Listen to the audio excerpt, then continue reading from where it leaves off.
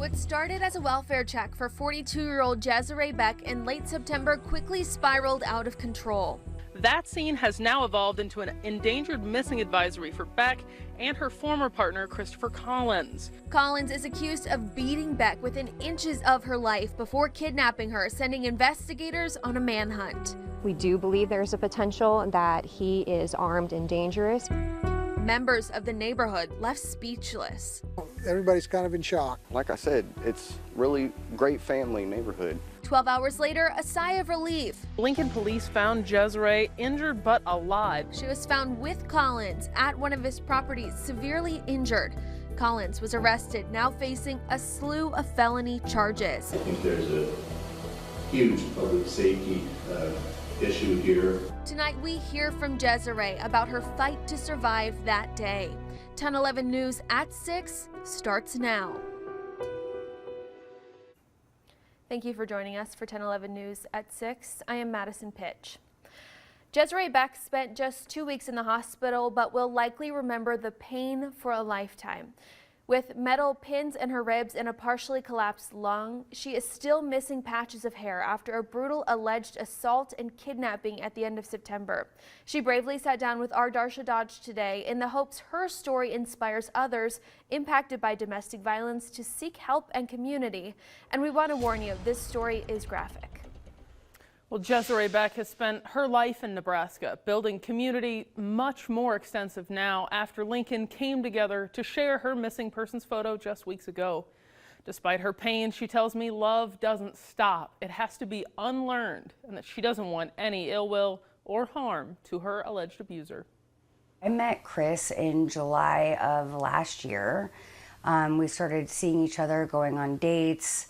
Our relationship was kind of on and off. I enjoyed spending time with him. I loved being around him. He never laid a hand on me previously. Never would I have ever imagined that any of this would have ever taken place, to be honest. Jesserae Beck filed a protection order in August after she says Christopher Collins beat and strangled her. It was like he snapped into a completely different realm. It was hard for me to understand, like, why would you do this? Why would you have wasted all the things that you've built as a man to hitting a woman and could possibly lose everything? The two reconnected shortly after with the desire to move ahead with IVF in the fall. After having the protection order lifted, Beck left a home-cooked meal for Collins, telling her daughter she'd be right back. She never came back. Beck woke up in one of Collins' rental properties with no memory. She said Collins told her he'd hit her so hard she went unconscious. He actually thought I was dead,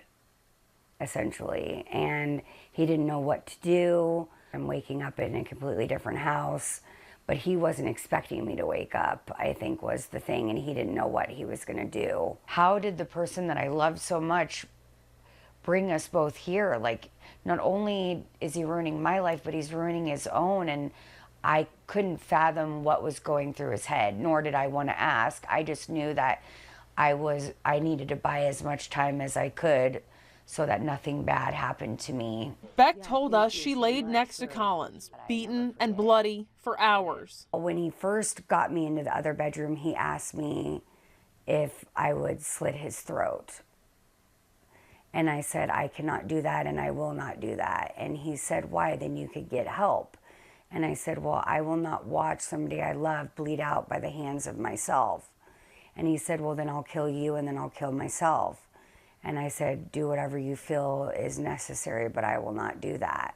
Later, Beck recalled loud bangs and a strong smell of gas. He had zero intention of both of us making it out. I just kept praying and praying and praying before I fell asleep, please somebody find me. Like, I do not want to end my life here on this note. She was rescued by SWAT that night. She says Collins was trying to strangle her as they broke in. He looks at me and he said, you're the girl that everybody's been looking for. And I said, I think you must have the wrong girl. Now she lives with severe brain bleeding, head trauma, broken ribs, and a punctured lung, on top of the psychological damage. Beck has to use a walker for balance and gets headaches and PTSD. I have to start over.